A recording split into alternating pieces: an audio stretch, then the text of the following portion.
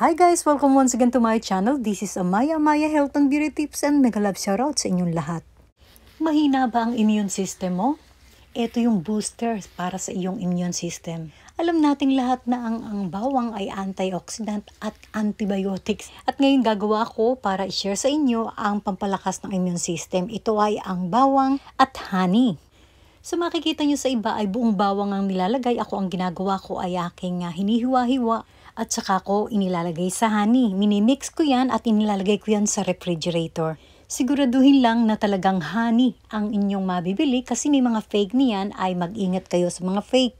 Paano mo nga ba iinumin ito? So isang kutsara sa tuwing umagang ikaw ay gigising ay okay na. So makikita nyo marami akong preservative. Ito ay ang apple cider vinegar at ang bawang. Siguradong mag-iiba ang inyong buhay kapag ito ay talagang ginawa ninyo. So thank you so much guys for watching and see you to my next vlog. Bye!